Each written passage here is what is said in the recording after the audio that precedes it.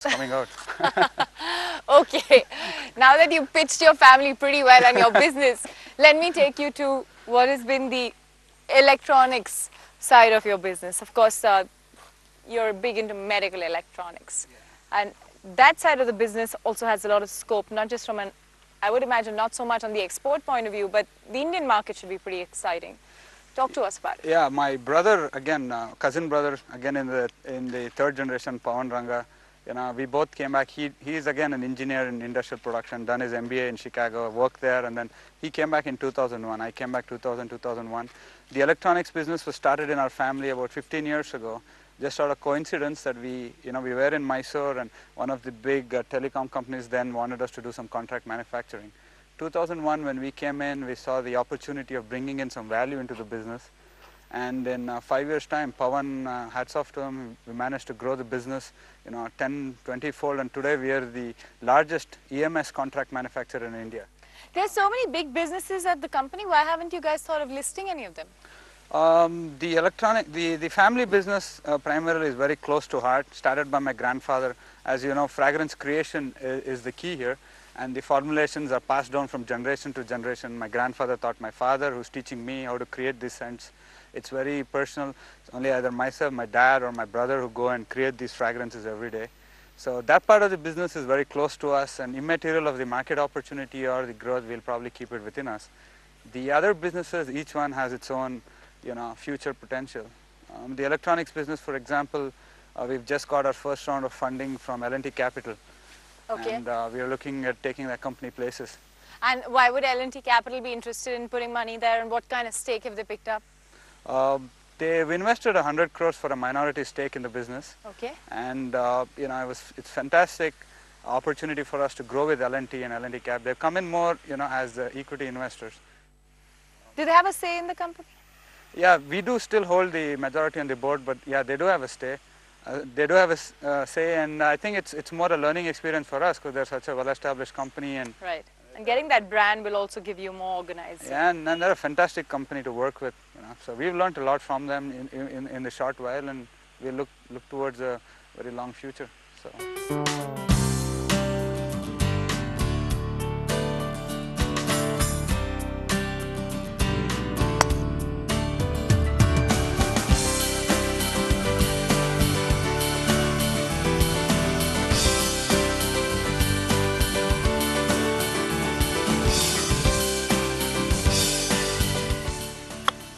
Oh, good shot. Okay.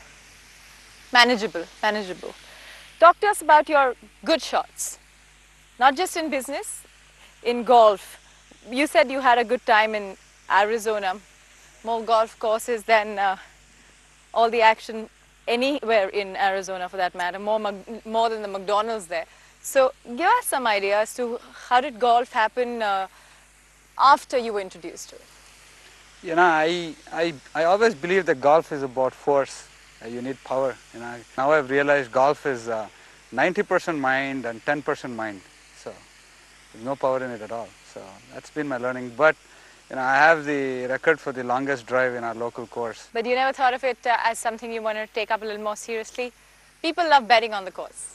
Oh yeah, I mean we do play for fun. We do have good bets on the side. We play a lot of different formats, Las Vegas, this, that. Yeah. Does that add the dash of competitiveness? You got to win in whatever you do. And so the challenge makes it even tougher. And golf is about challenges, and then the biggest thing is about challenging yourself. And golf course you're playing against yourself, not against others. So most of the bets I place are mostly on me. So. Okay. So have you been a net loser or a gainer? Golf has made me a net winner, but in terms of time, here and there. Okay, we'll talk about time, cycles of business as we take our next shot.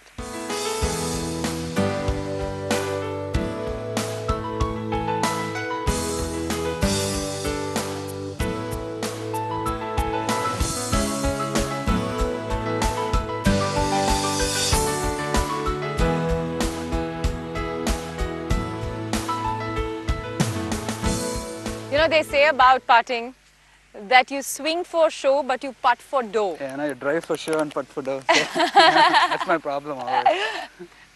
But having said that, I mean, we're just going back to discuss some of those real stories of entrepreneurship, like it was in the case of your dad. Clearly for you now, it's about building the brand, because if you build the brand, the business will build itself. So how are you making initiatives in that direction? You know, we're trying to reflect the DNA of the brand. You know, what does Cycle as a brand stand for? And what does Ranga family as a family stand for? We're trying to see, you know, for us, you know, with the growth that we're having over the last few years and in scaling, that's the biggest problem we have. And how do we communicate our brand both internally as well as externally? Because we stand for something, we have a value system that's very deep that we want to communicate. And that's where we are having a tough time in, you know, communicating to people what our brand stands for and that we're not just selling agarbatti, but we're actually selling hope and selling experiences to people. And we're having a tough time doing that. And that you're a group beyond just incense sticks. And you that do we're other a group, equipment and you do a lot. We're a group beyond just you know, agarbattis, but we are, you know, we've grown quite a bit, quite substantially since what my grandfather started. You know, diversified into essential oils, into aromatherapy. We have a whole range of, you know, iris products. That's our brand name. We are into room fresheners, car fragrancing products. You know, apart from the fragrance business, again, we have the electronics business where we are, you know, poised to scale new heights. Scaling new heights, what are your targets? Our target is to be the best in whatever business we enter. Does best have a number? You know, we are a very closely held family business, but for you, yeah, our turnover was 350 crores, you know, as a group.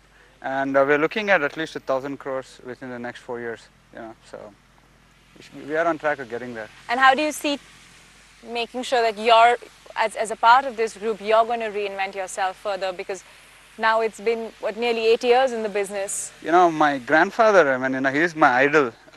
He maintained a diary, you know, each and everything he did and the purpose of why he did what he did, he is documented.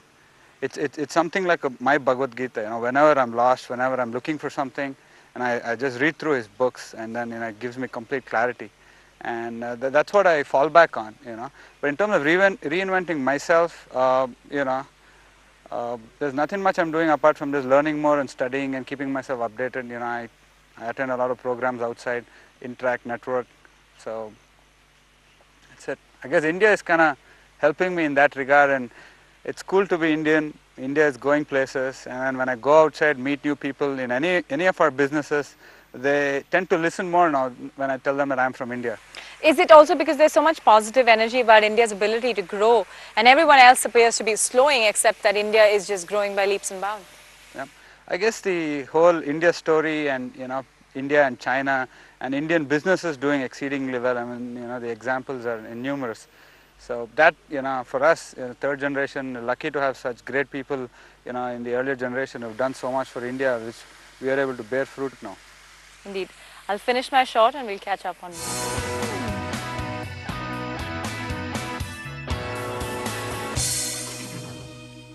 So it's been good catching up with you right here. But, you know, stepwise, I suppose you're trying to restructure your firms and move ahead. What's the plan to cash in on the big retail boom? You know, in the retail boom, we have an organized company called Rangson's Marketing Services, where we do all our front-end distribution. We have almost 800 sales reps. They are the heart of the company, actually, who supply to about 3,000 distributors, and we are almost in about 3 to 4 lakh retail outlets already on one side. But on the other, to get into organized retail on our own, we are looking at a fragrance concept. We are working on a store in Mysore, a one-stop shop for all your fragrance needs. More about home fragrance and creating ambiences rather than just, you know, personal care. Something that's lately caught up. Hotels are doing it. Kind of, yeah. So what brands are you hoping to tie up with? In that regard, we've gotten into, we have a brand called Iris. Iris, you know, brings experiences back home. Various new delivery systems, right from breed diffusers, you know, aromatherapy oils, you have your oil diffusers, scented candles, potpourri, all the exotic, you know, products we have in Iris. And in Iris, we have something called brand signatures, where we create a signature fragrance for your brand. So that's another personalizing. That's another personalization. It comes from the Arjun Ranga effect that we've been showing you through the show. So do you think that could actually bring it to the last mile beyond just the cycle agarbatti? Yeah, we think that, you know, the cycle agarbatti is the heart of the company. You know, that's where we learned our fragrance creative ability. But we want to also extend and reach a larger audience. In India, primarily people are going to continue to pray and they will continue to use agarbattis. But we want to move from the puja room into other parts of your life, into your living room, into your bedroom if possible. So we're getting into home accessories with fragrance products, and that's the direction we're taking on the whole in our fragrance business. Okay, good luck with everything. Yep, Thanks very thank you. much for joining us, Arjun. Thanks a lot. Pleasure was Pleasure. mine. Best of luck. Thank you.